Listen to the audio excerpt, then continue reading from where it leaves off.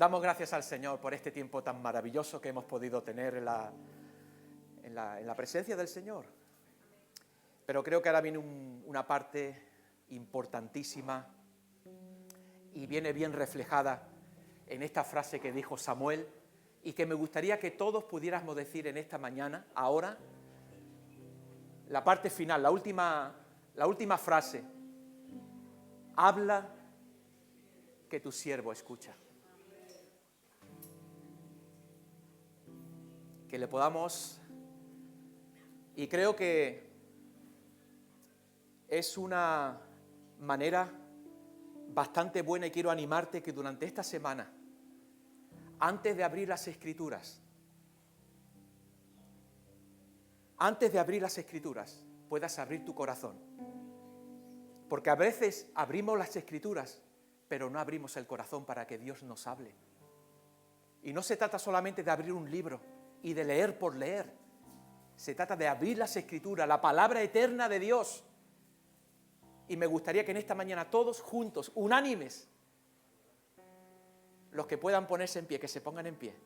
Y vamos a levantar nuestras manos, pero como un acto de adoración, porque parece como que termina la adoración y parece que pasamos a otra parte, ¿no? Estamos completamente equivocados. La predicación de la palabra es parte de la adoración a Dios. Y si no lo vemos de esa forma, la palabra del Señor no va a poder hacer lo que quiere hacer en nuestra vida. Así que esta es una forma de seguir adorando al Señor. No hemos dejado de adorar. Ahora lo vamos a hacer de otra forma, con la palabra. Y me gustaría que unánimes, a la de 3, no simplemente una frase por decir, pero dila con todo tu corazón, por favor. Podamos repetir esta última frase. Si has traído la palabra físicamente, cógela en tu mano. No soy mucho de hacer estas cosas, de verdad, y no hay nada mágico, de verdad, en esto. Pero simplemente con el corazón, o en tu tablet, en tu teléfono, donde tengas la palabra del Señor, cógela un momento y vamos a decirle al Señor en esta mañana: habla, Señor, porque tu siervo escucha. ¿Se lo decimos juntos a la de 3? ¿Sí? 1, 2, 3. Habla, Señor, porque tu siervo escucha. Amén. Pueden tomar asiento. Gracias por acompañarme en esta oración. Y esta es la oración que tenemos para dar apertura a la predicación de la palabra. ¿Y qué mejor oración que esta?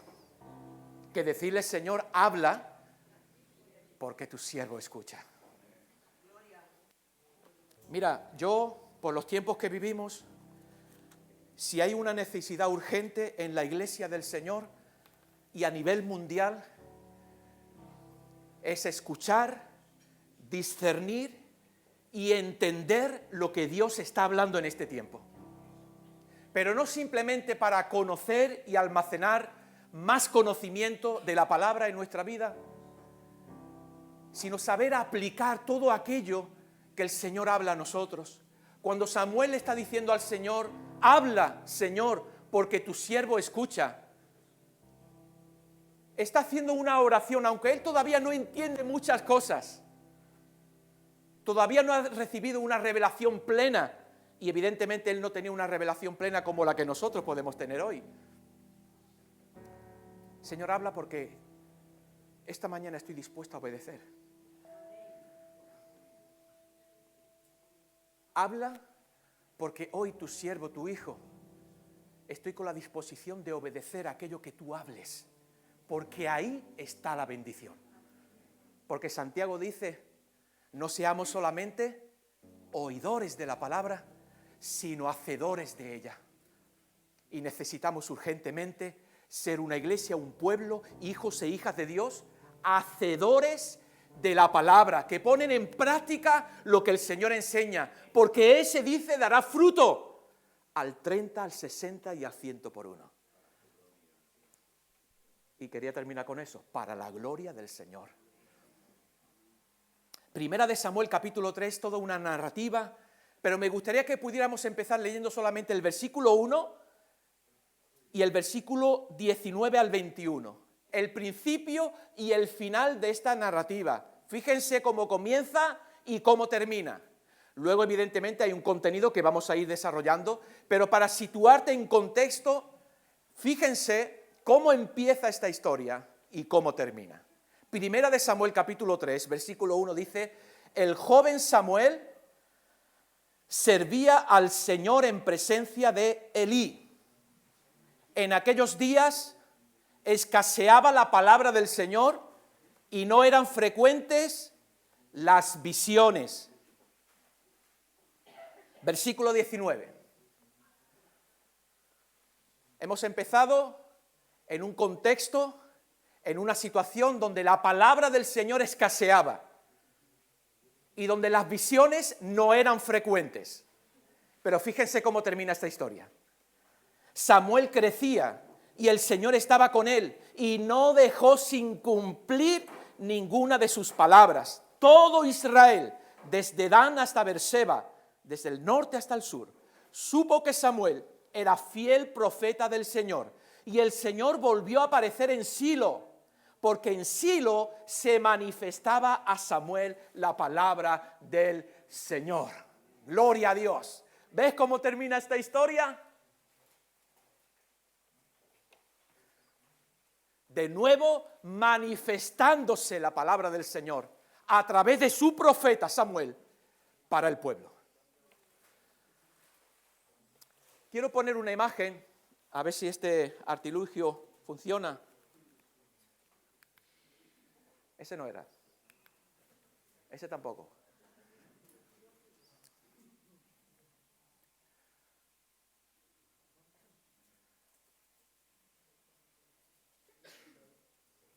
Muy bien. A ver si alguien sabe qué es esto.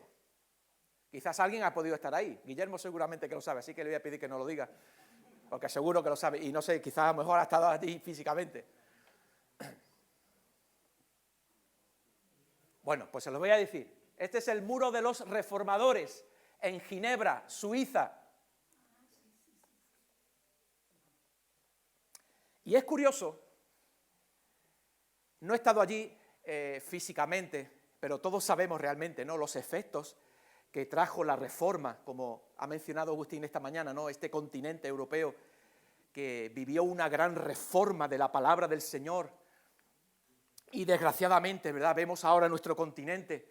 Pero mira, yo creo esta palabra de Samuel, que aunque parece que en Europa la palabra está escaseando, parece que no hay visiones con frecuencia, parece que la lámpara de Dios se está apagando, yo creo que Europa va a reverdecer. Lo creo. La palabra del Señor volverá a manifestarse de una manera clara a través de hombres y mujeres llenos del Espíritu Santo, temerosos de Dios y que usan la palabra de Dios de una manera correcta. Queremos de nuevo en nuestras iglesias púlpitos de fuego, púlpitos temerosos de Dios, que cuando se abre la palabra nuestros corazones puedan temblar y podamos estar atentos a lo que el Señor quiere hablar a su pueblo. ¿Cuánto anhelamos esos días? ¿Cuánto anhelamos esos días? Que nuestros corazones realmente puedan palpitar, como que se nos sale del pecho, porque el Señor habla y por eso dice la palabra, hable el Señor y calle delante de Él toda la tierra. Bueno, lo que les quiero decir con esto, porque la historia evidentemente es muy larga, pero si pueden y tienen oportunidad de conocer lo que el Señor hizo a través de estos grandes hombres, de estos grandes reformadores, hay una frase escrita en latín que dice así: Post tenebras lux. ¿Sabéis lo que significa?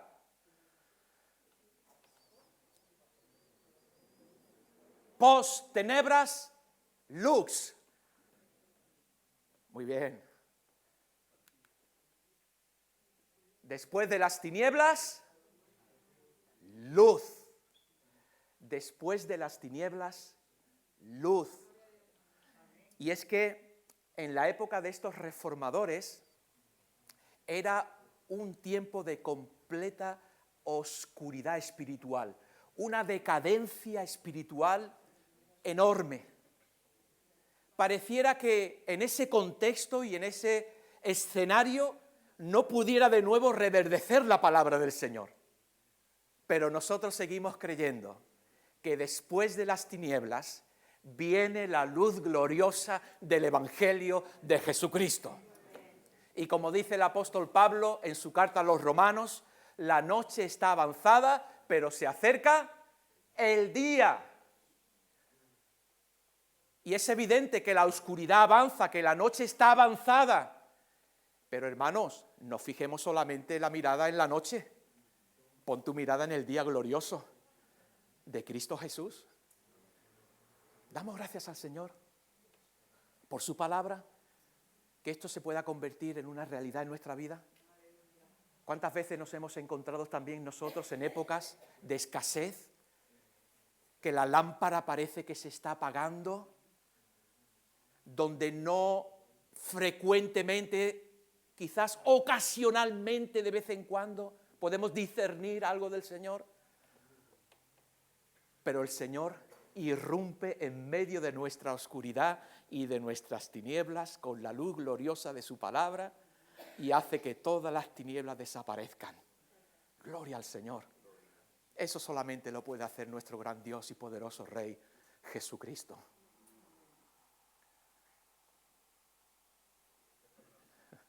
¿Cómo están ahí? Bueno, pues ese es el título que he querido poner esta mañana para compartir con vosotros. Y es una frase que está allí, grabada, para que todos aquellos que pasen por allí vean que después de las tinieblas viene la luz. Gloria a Dios. Y el apóstol Juan dice en su primera carta, este es el mensaje que hemos recibido de él y os anunciamos. Dios es luz y no hay ninguna oscuridad en él, no hay ninguna tinieblas en él. Ahora, en el ser de Dios no hay ninguna oscuridad porque él no tiene luz. Él en su esencia es luz, es puro, es santo. Pero Dios sí puede irrumpir en medio de la oscuridad, como lo ha hecho en muchísimas ocasiones en la historia. Y de hecho en la nuestra propia. ¿Cómo estaba nuestra vida antes de que la luz de Dios se iluminara en nosotros? ¿Qué era todo? Oscuridad. Todo eran tinieblas. Igual que al comienzo, ¿recuerdan? En el Génesis capítulo 1, versículo 1, en el principio creó Dios los cielos y la tierra. ¿Y cómo estaba la tierra? Desordenada y vacía. Y dijo Dios, sea la luz. Y separó Dios la luz de las tinieblas. Así que si tú en esta mañana has venido rodeado de oscuridad, rodeado de tinieblas, sin mucha dirección de parte del Señor para tu vida, estás en el mejor lugar. Porque como en el relato del Génesis, que Dios dijo, sea la luz, en esta mañana, en la autoridad de Jesucristo y de su palabra, sea la luz esta mañana en nuestra vida. La luz de su palabra. Así que lo que Dios hizo en el siglo XVI con estos grandes reformadores, vemos a través de la historia y en la historia bíblica cómo Dios irrumpe en medio de un escenario completamente caótico donde parece que ya no hay esperanza para nuestra vida, pero Dios siempre tiene la última palabra. Gloria a Dios. Quizás la gente a su alrededor puede decir, esto ya no tiene remedio, esto ya no tiene solución, pero mira, eso quizás sea la palabra del hombre, pero Dios todavía no ha dicho la última palabra sobre tu vida. ¿Y qué fue lo que produjo esa gran reforma en Ginebra, Suiza, y que evidentemente los efectos que tuvo esa gran reforma a millones y millones de personas alrededor del mundo? ¿Cuál fue el causante, el detonante para que la luz irrumpiera en un escenario completamente lleno de tinieblas? ¿Qué fue? Indagamos en esa historia, en esa reforma. ¿Qué fue? Muy simple. La palabra de Dios. Sencillamente. La palabra de Dios. Por eso te voy a dar un secreto esta mañana que ha cambiado mi vida completamente y te lo quiero compartir. Si crees que puede ser de ayuda para tu vida, bien, si no, lo puedes dejar. ¿Quieres que Dios te hable mucho, mucho, mucho, mucho, mucho, mucho? ¿Cuántos quieren en esta mañana que Dios les hable mucho, mucho, mucho, mucho? No mucho, ¿eh? Mucho, mucho, mucho, mucho. Pues te voy a dar el secreto. Lee la Biblia mucho, mucho, mucho, mucho, mucho. Es la única manera, no hay otro secreto. Así que si queremos que Dios, pues muchas veces decimos, Señor, háblame, y nuestras Biblias cerradas. Señor, háblame, y nuestras Biblias ahí guardadas. No, abre la palabra y di como el profeta Samuel, Señor, habla porque tu siervo escucha. Abre mis oídos, quita todo entaponamiento espiritual que haya en mis oídos para poder escuchar tu palabra y que tu palabra entre en mi corazón. Porque podíamos pensar, bueno, la palabra del Señor escaseaba en aquellos tiempos, ¿no? Hemos visto ahí. Lo primero que vemos en esta narrativa del primer libro de Samuel, el libro de Samuel es un libro bisagra entre la época de los jueces y la época de la monarquía, de los reyes.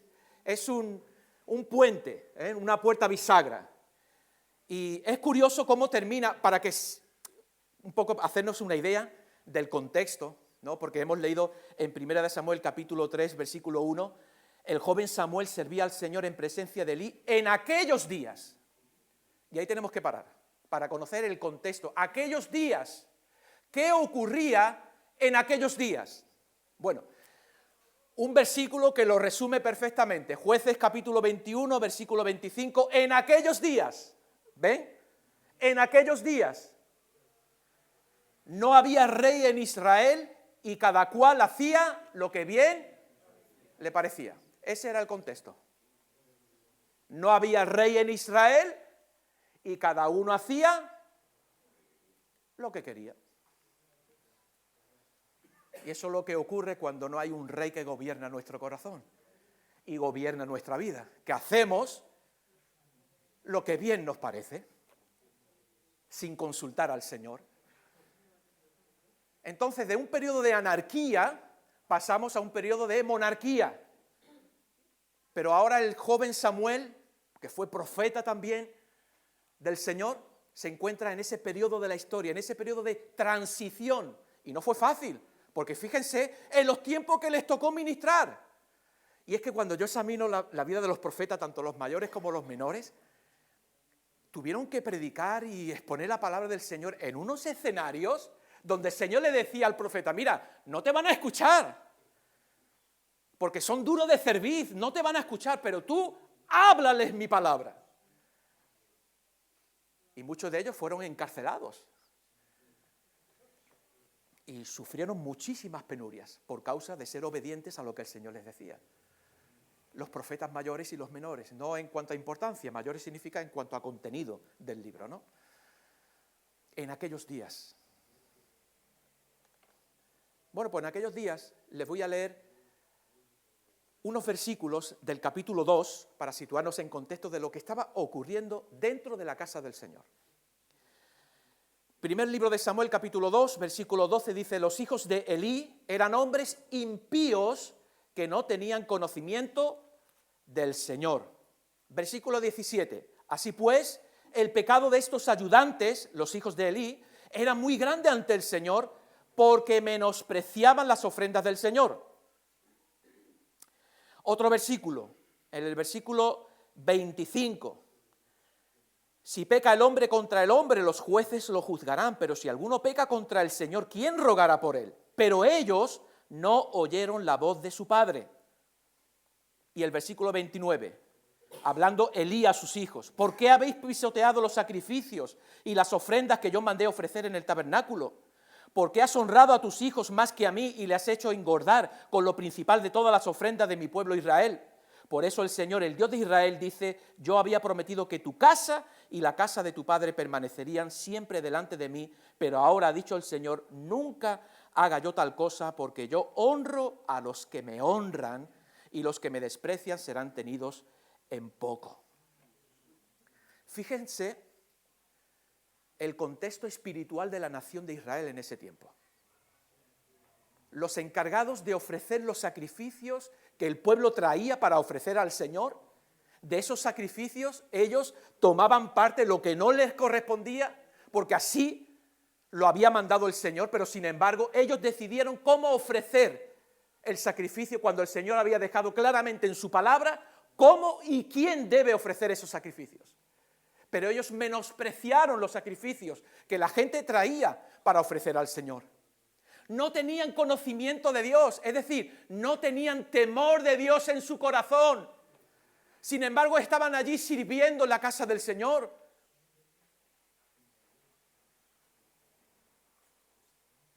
Pero no conocían a Dios.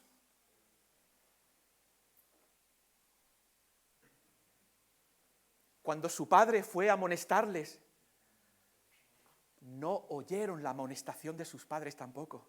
Dice, no oyeron la amonestación de sus padres. De hecho, incluso había pecado de inmoralidad sexual porque dice que estos hijos se acostaban con las mujeres que estaban a la puerta del templo. Es decir, esto era caótico, esto era una situación donde decíamos, esto es una ruina, esto se viene abajo sí o sí, ¿o no? Cuando tú lees el capítulo 2, evidentemente tú dices, esto no hay quien lo arregle. Pero Dios aparece en la cena para irrumpir el silencio, la oscuridad, la decadencia espiritual, para reavivar a su pueblo. Y para que todos aquellos que tienen oídos para oír, puedan oír lo que el Señor quiere hablar. Pero qué interesante también este capítulo 2, cuánta enseñanza. Debemos servir al Señor, teniendo pleno conocimiento de quién es Él.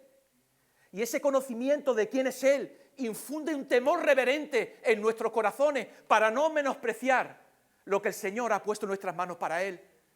Que Dios infunda ese temor en nuestros corazones y podamos tener un sacerdocio santo y temeroso de Dios. Y que con gratitud podamos servir al Señor y no menospreciar lo que el Señor ha puesto en nuestras manos para ofrecérselo a Él. Que Dios nos ayude también, que podamos levantar una generación, una iglesia temerosa de Dios.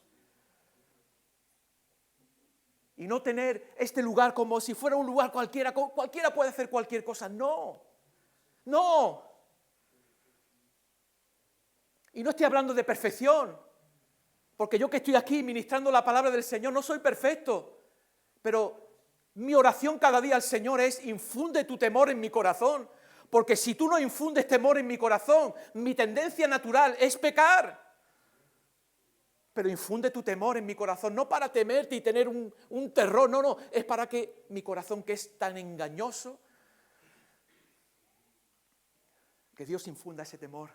Porque dice el Señor, yo me suscitaré un sacerdote fiel que obre conforme a mi corazón y mis deseos. Le edificaré casa firme y andará delante de mí ungido todos los días. Esos son los siervos y siervas que el Señor está levantando. Gente fiel, gente que obra conforme a su corazón, gente que obra conforme a los deseos de Dios, gente que anda delante del Señor ungido todos los días de su vida. Esa es la gente, la generación que Dios está levantando en este tiempo. Y yo quiero ser parte de esa generación. Yo quiero ser parte de esa generación. Y ahí aparece el joven Samuel.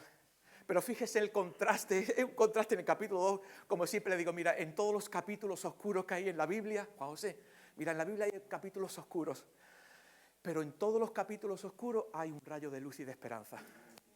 Lo que pasa, nuestra tendencia es enfocarnos a lo oscuro y no, siempre hay un rayo de esperanza. Y en el capítulo 2, aunque parece que todo es oscuridad, todo es desorden, falta de temor, menosprecio de las ofrendas del Señor, hay un contraste aquí que dice, pero el joven Samuel, en medio de todo ese contexto, servía en la presencia del Señor, vestido con un efod de lino. Después sigue todavía. Y el joven Samuel crecía delante del Señor. Versículo 26. Mientras tanto, mientras ocurrían todas esas cosas, el joven Samuel crecía y se hacía grato delante de Dios y delante de los hombres. Qué contraste, ¿verdad? Sí, es que aún en medio de la oscuridad, de la impiedad, podemos servir al Señor de una manera fiel. Podemos servir al Señor de una manera fiel. y podemos crecer delante del Señor, haciéndonos gratos delante de Él. ¿Por qué? Porque todo lo que hacemos, lo hacemos para Él. Que nuestro corazón pueda obrar conforme al corazón de Él y conforme a sus deseos y conforme a las pasiones de Dios. Qué contraste, ¿verdad? Siempre encontramos, como ha dicho Agustín, siempre un remanente fiel.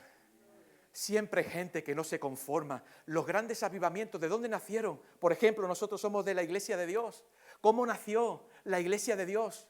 Pues mira, había un pequeño grupo que estaba inconforme con todo lo que estaba sucediendo. Había mucho inconformismo, mucho legalismo, mucha dejadez. Pero estos hombres dijeron, no, esto puede cambiar. Esto puede cambiar. Nosotros no nos vamos a conformar. No vamos a decir sí a todo lo que ellos dicen sí. No, vamos a orar, vamos a buscar a Dios. Y de ahí nació ese movimiento que hoy tiene millones de creyentes alrededor del mundo sirviendo al Señor. Siempre hay un remanente fiel. Siempre, siempre. Elías pensaba, me he quedado yo solo. ¿Recuerdan la historia de Elías? Me he quedado yo solo. No, solo no estás. Hay 7.000 hombres que no han doblado sus rodillas delante de Baal. Y en esta iglesia hay un remanente fiel, con el temor de Dios en su corazón y que quieren andar ungidos delante del Señor todos los días y obrar conforme a los deseos y el corazón de Dios. Así que ese es el contexto. Y claro, esto es causa-efecto. Ese tiempo de impiedad, que es lo primero que vemos, un tiempo de iniquidad, un tiempo de oscuridad, ¿qué produce? Pues un tiempo de escasez. Porque hemos leído en los versículos 1 y 2, en aquellos días, lo que hemos leído anteriormente, la palabra del Señor escaseaba. Y no eran frecuentes las visiones del Señor. Y el versículo 3 dice también, Samuel estaba durmiendo en el templo del Señor, donde se encontraba el arca de Dios, y antes de que la lámpara de Dios fuera apagada, versículo 4, el Señor interviene. Pero fíjese la escasez, producida por un tiempo evidentemente de impiedad. Causa-efecto. La palabra escasea. Y nosotros damos gracias al Señor que nosotros tenemos una revelación que Samuel no tenía. Nosotros tenemos la revelación plena de Dios. Y podríamos nosotros pensar, bueno, eso no va a ocurrir en nosotros. La palabra del Señor no va a escasear en nuestros días porque la tenemos en todos los idiomas. Las tenemos de todos los colores, de todas las versiones.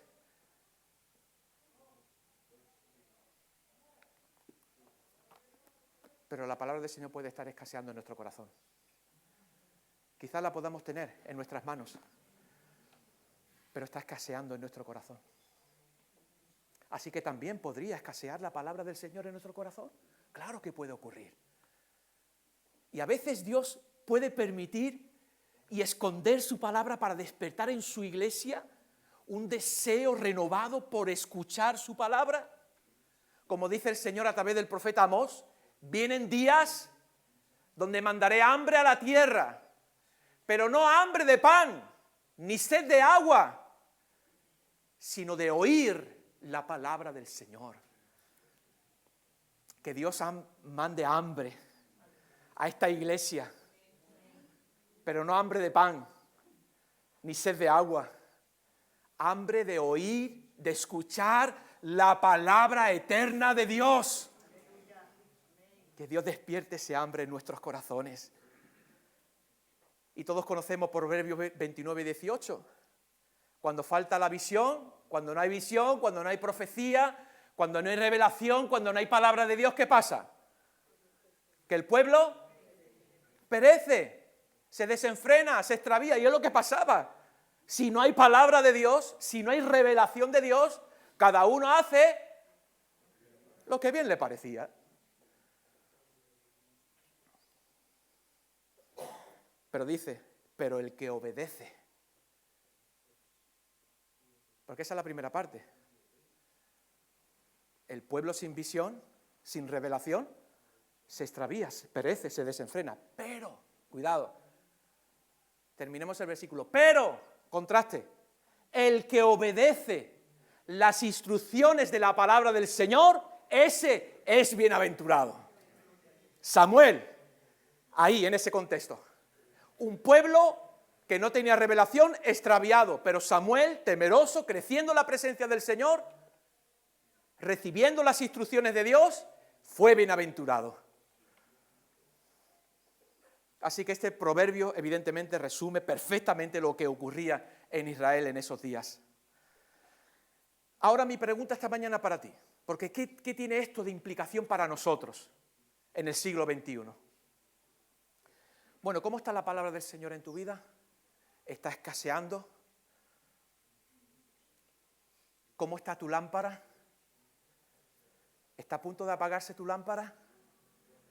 ¿Cuántas veces tenemos que reconocer también que nuestras lámparas han estado a punto de apagarse o no? Mira el pasaje que ha compartido Agustín esta mañana. Muy complementario con eso también, la lámpara a punto de apagarse. La lámpara de Dios. Las visiones de Dios. La palabra de Dios.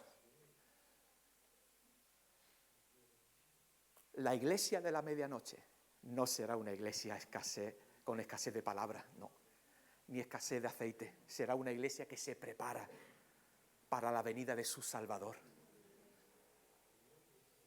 Si hay escasez en esta mañana, en tu corazón, de la palabra del Señor, porque la podemos tener en muchas versiones y en diferentes idiomas, pero si la palabra está escaseando, es decir, si la palabra ya no está teniendo efecto en mi corazón, como ese conducto, ¿verdad?, que los niños pequeños muchas veces tienen y que la ciencia todavía no ha podido detectar, ¿verdad? Ese conducto que tienen los niños que dice que lo que le entra por un oído, ¿por dónde le sale? Por el otro, ¿verdad? Los niños pequeños tienen ahí, pero no hay manera de ir a ver cómo damos con ese conducto. Pero bueno, que el Señor nos ayude a nosotros. Y yo quiero animarte, iglesia. Quizás a lo mejor tú no te encuentras en este contexto. Gloria al Señor. Sigue orando, sigue pidiendo al Señor, sigue caminando en obediencia y en santidad delante de Él, pero quizás algunos de los que estamos aquí esta mañana, vemos que la lámpara está a punto de apagarse. Está a punto de apagarse. ¿Y qué ocurre?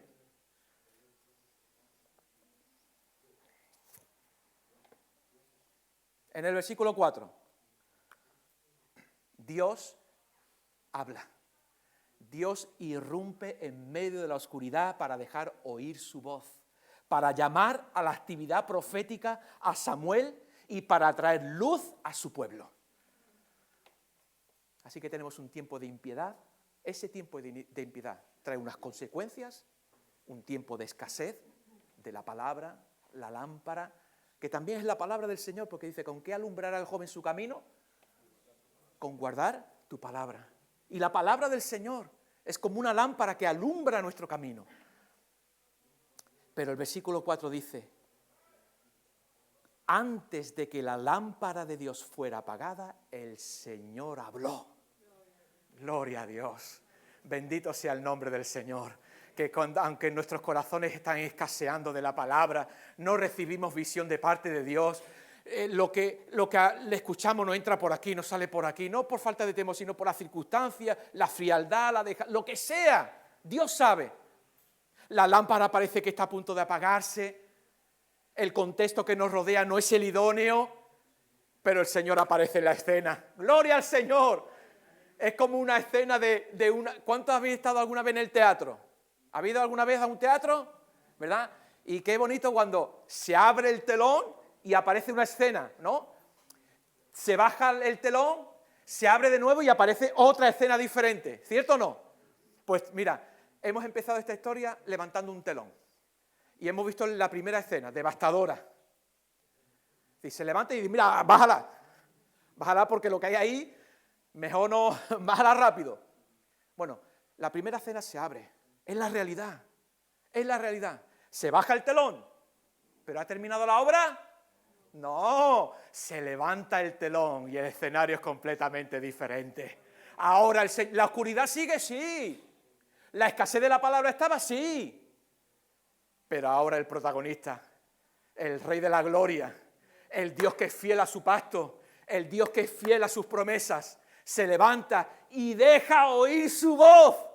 Gloria a Dios. Y me imagino, no sé cuánto tiempo hacía que no se escuchaba la palabra del Señor de esa forma, pero imagínense, ese joven siendo fiel ahí, sirviendo al Señor en presencia de Elí. Un niño que había sido ofrecido desde su niñez, Desde el vientre de su madre ya era ofrecido para el Señor, para el servicio del Señor.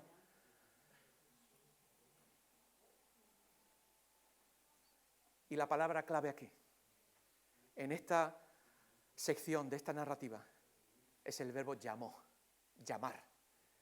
Hasta 4 veces. Versículo 4, el Señor llamó a Samuel y éste respondió, aquí me tienes. Y corrió luego a donde estaba Elí y le dijo, aquí me tienes, ¿para qué me has llamado? Yo no te he llamado, vuelve y acuéstate, respondió Elí. Él se fue y se acostó. El Señor por segunda vez volvió a llamar a Samuel.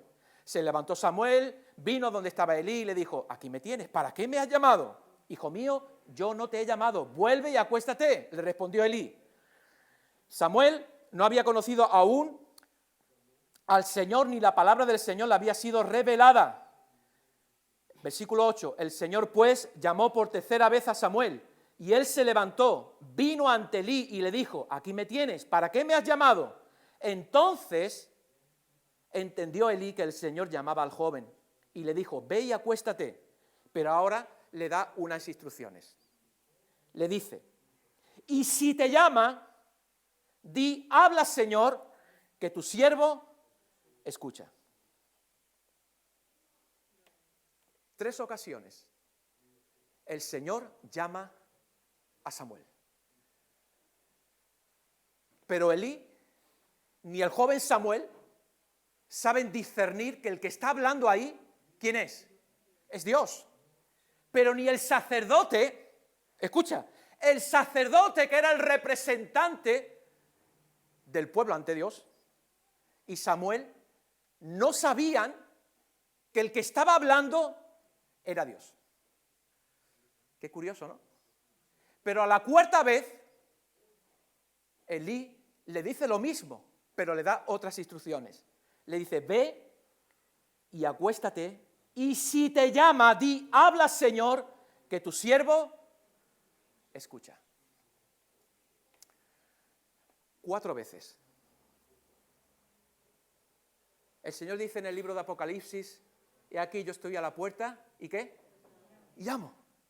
Si alguno oye mi voz. Y a veces el Señor está llamando y llamándonos, pero no sabemos discernir la voz del Señor.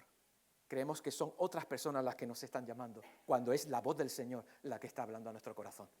Pero el Señor dice a la iglesia de Éfeso, si alguno oye mi voz cuando yo hablo, si alguno oye mi voz cuando yo llamo y abre su puerta, y aquí yo entraré y cenaré con él y él conmigo.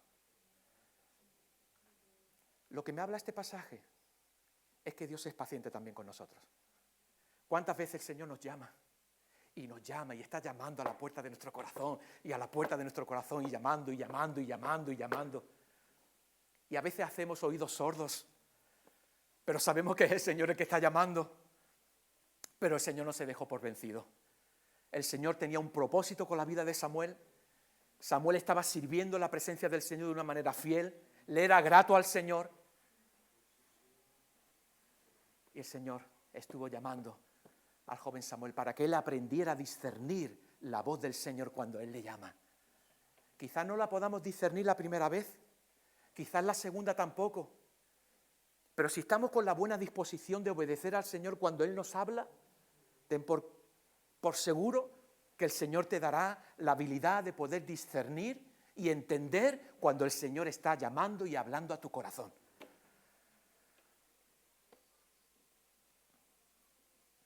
¿Y cuál fue la respuesta de él cuando el Señor habló a su vida? ¿Qué es lo que hemos hecho al principio? ¿Qué dijo? Habla, Señor, que tu siervo escucha. Wow. Como le dije anteriormente, mira, esta es una de las frases favoritas antes de abrir tu Biblia. Por favor, antes de abrir tu Biblia, en tu devocional, antes de abrir tu Biblia, abre tu corazón y dile, Señor, habla. Háblame, por favor, porque estoy aquí con la disposición de escuchar, pero escuchar no solamente para escuchar algo, sino con la disposición de obedecer lo que tú me digas.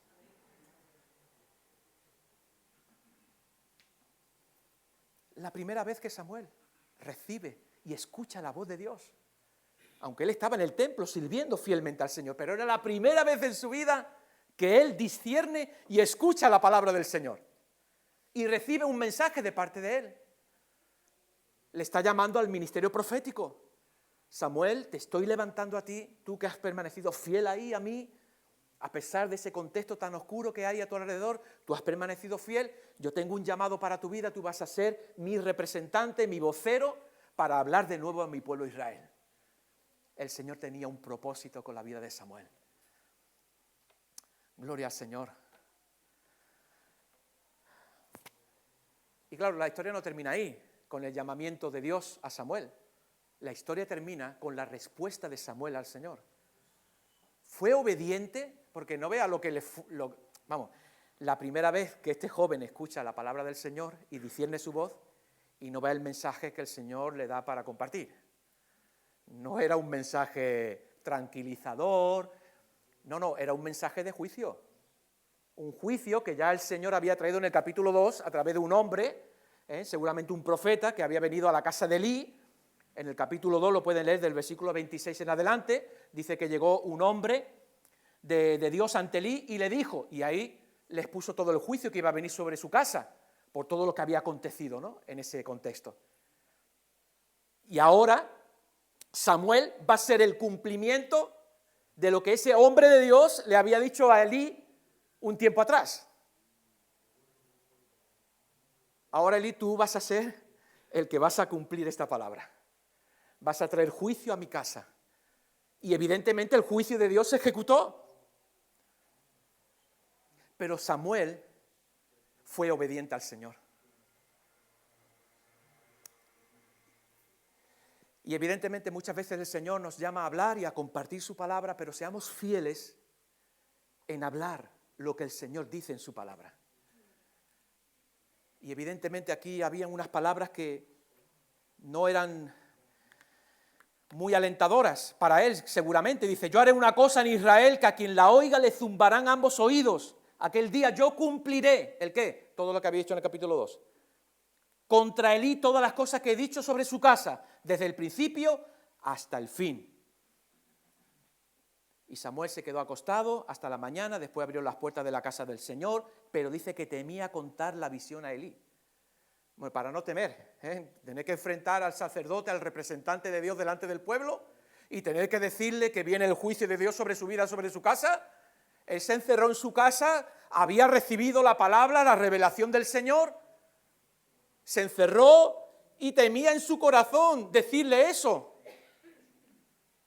Y evidentemente si nosotros nos ponemos en los zapatos de Samuel, pues evidentemente estaríamos igual. Y entonces Elí dice que lo llamó.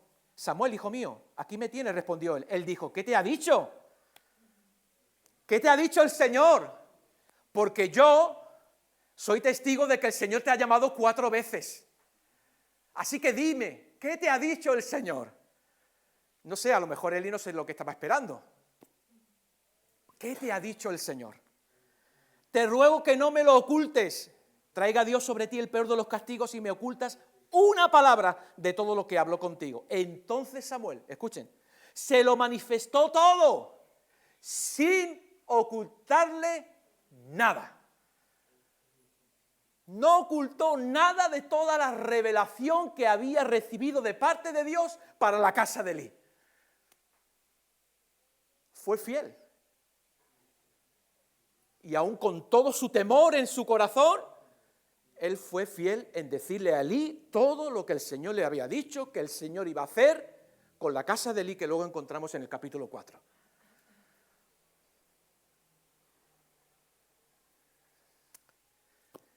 Bueno, que podamos nosotros decir como los discípulos, no podemos dejar de decir lo que hemos oído y lo que hemos visto. Y eso fue lo que hizo Samuel. Fácil seguramente que no sería. El primer mensaje, la primera vez que recibe un mensaje del Señor, y menudo mensaje. Pero fue fiel al Señor, porque el Señor dice, me estoy levantando un sacerdote que será fiel y que cumplirá mis deseos y obrará conforme a mi corazón. Pero no termina la historia ahí. ¿Recuerdan al principio que leímos el principio y el final? Ahora estamos con todo el contenido. ¿Cómo terminaba la historia? Mira cómo termina. Elí dijo, él Es el Señor, que haga lo que mejor le parezca.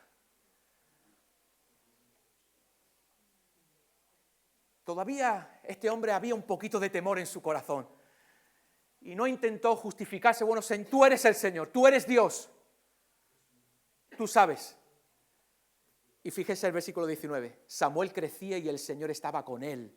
Y no dejó sin cumplir ninguna de sus palabras. Esto es un gran aliento para nosotros también. Si estamos dispuestos a recibir la revelación del Señor, su palabra, estamos dispuestos a comunicarla sin ocultar nada y decirla todo en el poder de su Espíritu Santo, tenemos un aliento. El Señor cumplirá su palabra. Porque ninguna de las palabras que el Señor le prometió a Samuel, ni una de ellas faltó. Y no solamente lo conoció Samuel, sino que dice que todo Israel, desde el norte hasta el sur, dice aquí, supo que Samuel era fiel profeta del Señor. Fiel profeta del Señor. Y versículo 21, y el Señor volvió a aparecer en Silo, porque en Silo se manifestaba a Samuel la palabra del Señor. ¿Recuerdan cómo empezó la historia? ¿Cómo termina? La palabra manifestándose de nuevo al pueblo de Israel.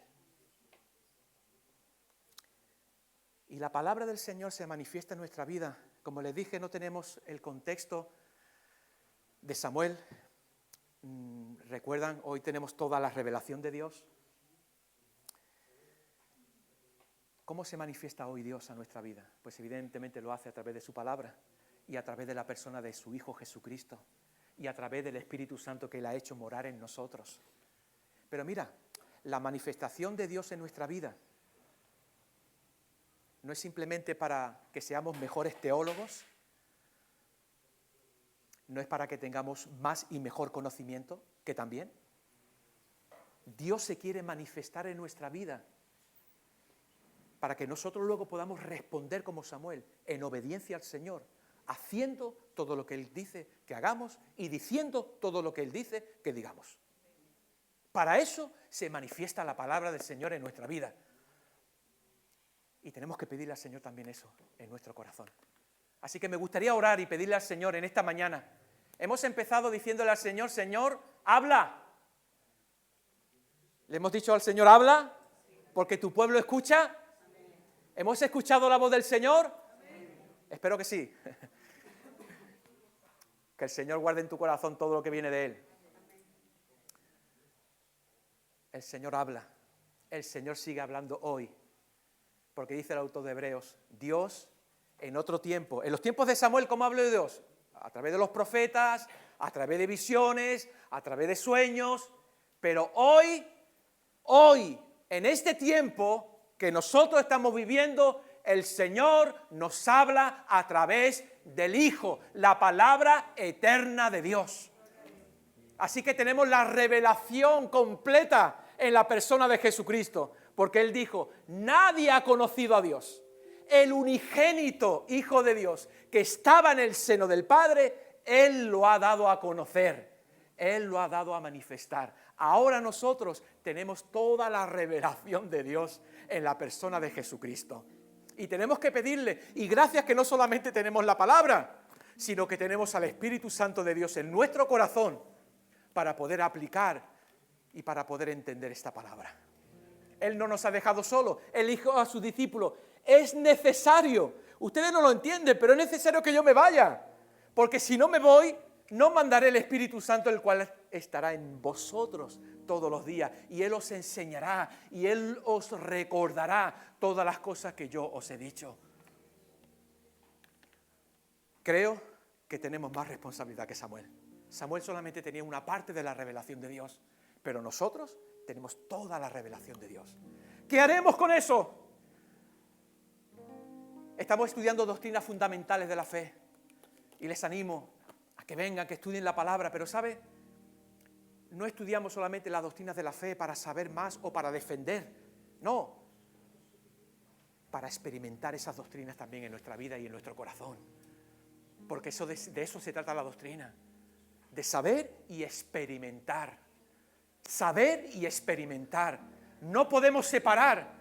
Cuando quitamos el saber del experimentar, nos volvemos a la locura. Nos volvemos a la locura. Y cuando solamente el saber, pero no el experimentar, nos podemos volver tan fríos. Juzgamos todo. Y creo que el saber y el experimentar son dos alas de un avión para que podamos volar de una manera equilibrada. Así que esta iglesia, yo oro y pido al Señor, y únanse conmigo en oración, para que seamos una iglesia equilibrada en saber y en experimentar. Saber quién es Dios y experimentar a Dios en mi vida también. Vamos a orar un momento y vamos a darle gracias al Señor por su palabra. Señor, estamos aquí esta mañana para darte gracias en el nombre de Jesús. Y al igual, Señor, que esa frase que está en ese muro, que aunque han pasado ya varios siglos, Señor, esa frase en ese muro habla, Señor, esas piedras hablan. Esa frase, Señor, habla de que tú, Señor, puedes hacer que en medio de la oscuridad, que en medio del caos, en medio de las tinieblas, pueda resplandecer de nuevo la luz de Jesucristo. Y eso te pedimos en esta mañana. Señor, aquellos que estamos aquí hoy, que nuestras lámparas están a punto de apagarse, gracias, Señor, que hoy estás aquí y por medio de tu palabra, Señor, vas a hacer que esas lámparas no se apaguen. Haz que esas lámparas alumbren cada día más. Y la única forma es leer tu palabra, meditar en tu palabra, Señor, para que no falte aceite. La presencia de tu Santo Espíritu que has hecho morar en nosotros. Tú has dicho que el Espíritu Santo nos guiará a toda la verdad. Espíritu Santo, guíanos a toda la verdad que ya has revelado. Oh glorioso Espíritu de Dios, que puedas encontrar aquí hombres y mujeres que te sirven con un corazón íntegro, con un corazón temeroso de ti. Señor, estamos aquí y no queremos menospreciar lo que has puesto en nuestras manos. Queremos, Señor, en esta mañana volvernos a ti con todo nuestro corazón y decirte, Señor, cuenta con tu iglesia en esta hora oscura que estamos viviendo, Señor, a nuestro alrededor. Pero creemos que las tinieblas no pueden vencer la luz. Aleluya, gloria a Dios, gloria a Dios. Las tinieblas no vencerán la luz. La luz de Jesucristo ya ha vencido a la oscuridad. Y nosotros somos la luz de este mundo. Somos la luz. Aleluya, somos el fruto de tu amor.